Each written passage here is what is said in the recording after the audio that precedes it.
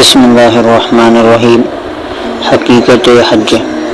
حج کی حقیقت مشاہدہ ہے، چنانچہ ابھی معلوم ہو جائے گا۔ تو اب مشاہدہ کے بعد جو عبادات رمضان میں مرئی ہیں، مشاہدہ کا وقت ہے۔ شاید اس لیے رمضان کے متصل شوال ہی سے اشہر حج شروع ہو جاتے ہیں، کیونکہ مجاہدہ کے بعد ہی ہدایت سبیل کا وعدہ ہے۔ والذین جاہدوا فینا لنہدینہم سبلنا، اور جو لوگ ہمارے راستے میں مشقتیں برداشت کرتے ہیں، ہم ان کو اپنے راستے ضرور دکھائیں گے۔ اور میں بدلیل کہہ چکا ہوں کہ ہدایت سبیل اس آیت میں ایصال کو مستلزم ہے، اور وصول الی المقصود ہی کو مشاہدہ کہا جاتا ہے۔ پس ثابت ہوا کہ مشاہدہ کا وعدہ مجاہدہ سے متصل ہے، اسی لیے اشہر حج رمضان سے متصل ہی شروع ہو جاتے ہیں۔ گو حج ذی الحجہ میں ہوگا، اور یہ محض شاعری نہیں بلکہ بعض افعال حج بھی شوال ہی سے شروع ہو جاتے ہیں، یعنی احرام کے قبل شوال مکروہ ہے، اور احرام تیاری ہے مشاہدہ کی، اور مشاہدہ کی تیاری بھی اسی کے حکم میں ہے۔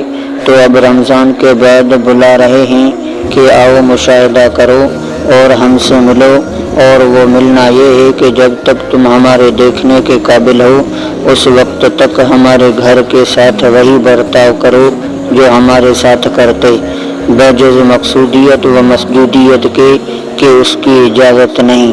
یہ صرف ذی واسطہ کا حق ہے، واسطہ کو مقصود و مسجود سمجھنا شرک و کفر ہے، باقی اور سب برتاؤ کی اجازت ہے۔ اسی لیے میں نے کہا تھا کہ حج کی حقیقت مشاہدہ ہے، چنانچہ محبوب سے ملنے کے لیے عاشقانہ انداز سے تیاری کرتے ہیں، احرام باندھتے ہی سر ننگے ہو جاتے ہیں، سلے ہوئے کپڑے چھوڑ دیتے ہیں، کیونکہ عاشق کو یہ تکلفات کہاں سوجھتے ہیں کہ وہ چکن ہو، کرتا ہو، پاجامہ، وہ تو ویسے ہی کپڑوں کو لپیٹ لیا کرتا ہے۔ اس لیے احرام میں بھی چادر و لنگی پہنی جاتی ہے، اور سر کھلا رہتا ہے، مگر پیر نہیں ننگے ہوتے، کیونکہ کانٹا وغیرہ لگنے کا اندیشہ ہے، جس سے تکلیف کا خوف ہے۔ تو وہ عاشق نواز بھی ہیں کہ اپنے عشاق کی تکلیف گوارا نہیں کرتے۔ دوسرے یہ بھی بتلا دیا کہ تمہارا عشق چاہے کتنا ہی زیادہ ہو، ناتمام ہی رہے گا، کامل کبھی نہ ہوگا۔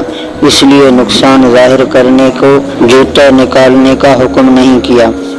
ز عشق ناتمام ما جمال یار مستغنی است، باب و رنگ و خال و خط چہ حاجت روئے زیبارا۔ جمال محبوب ہمارے عشق و عرفان ناتمام سے مستغنی ہے، جس طرح زیبا صورت کو رنگ و روپ، خط و خال کے احتیاج نہیں ہے۔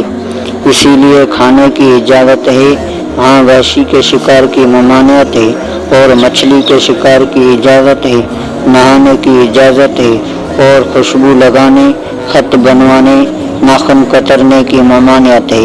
حالانکہ عاشق کو تو نہ مچھلی کے شکار کی فرصت ہوتی ہے، نہ وحشی کے، نہ نہانے کی فکر ہوتی ہے، نہ حجامت کی۔ تو چاہیے تھا کہ ان سب افعال کی ممانعت ہو جاتی، مگر ایسا نہیں کیا گیا، بلکہ بعض کی اجازت دی اور بعض سے روک دیا، تاکہ معلوم ہو کہ ہمارا عشق ناتمام ہی رہے گا۔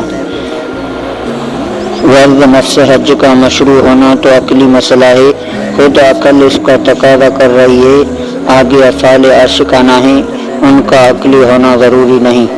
اور اگر اس بنا کا لحاظ کیا جائے جس کی وجہ سے عقل مشروعیت حج کا تقاضا کر رہی ہے، تو یہ افعال بھی عقلی اور سراسر مطابق عقل ہیں، کیونکہ مشروعیت حج کا منبع تو یہی ہے کہ کسی چیز کے ساتھ جس کو خدا تعالیٰ سے تعلق ہے، ایسے افعال کیے جائیں جن سے تعلق بالغیب مستحکم و دائم ہو، اور حق تعالیٰ کے ساتھ محبت پیدا ہو، اور یہ بنائے تمام افعال حج میں موجود ہے، کیونکہ وہ سب عاشقانہ افعال ہیں، تو اب وہ بھی عقلی ہو گئے۔ چنانچہ احرام و طواف کا عاشقانہ فعل ہونا تو معلوم ہو چکا۔ اب آگے چلو تو عاشق کبھی جنگلوں میں مارا پھرا کرتا ہے، اسی طرح حجاج کبھی مینا میں جاتے ہیں، کبھی مزدلفہ میں، کبھی صفا پر چڑھتے ہیں، کبھی مروہ پر، کبھی آہستہ چلتے ہیں، کبھی دوڑ کر، پھر کبھی عاشق کو اپنے گھر سے نکال بھی دیا کرتے ہیں، یا تو عتاب کی وجہ سے یا کسی حکمت کی وجہ سے۔ محبوب اگر حکیم ہو تو تجدید نشاط کے لیے کبھی عاشق کو اپنے سے الگ کر دیتا ہے، کیونکہ ہر وقت ایک جگہ میں رہنے سے شوق کم ہو جاتا ہے اور ولولہ عشق فروغ ہو جاتا ہے۔ اہل مکہ میں جو حکماء ہیں وہ تجدید نشاط کے لیے مکہ والوں کو باہر جانے کی ترغیب دیا کرتے ہیں، تاکہ سفر میں کعبہ سے غیبت ہو تو پھر شوق تازہ ہو اور ولولہ پیدا ہو۔ اسی طرح حجاج کو ایک دن حد حرم سے باہر جانے کا حکم ہوتا ہے، یہ وقوف عرفہ ہے۔ رمی جمار کی یہ حکمت ہے کہ عاشق رقیب کو ڈھیلے پتھر مارا کرتا ہے۔ حجاج بھی شیطان کے جلانے کو خاص موقع پر پتھر مارتے ہیں، گو شیطان رقیب نہیں، کیونکہ حق تعالیٰ سے اس کو محبت نہیں، مگر عشاق کے لیے معنی تو ہے، دشمن تو ہے۔ پھر جس طرح کہ عاشق محبوب کے سامنے نظر پیش کرتا ہے، اسی طرح حجاج خدا کے نام پر قربانی کرتے ہیں، جو ان کی جان کا فدیہ ہے۔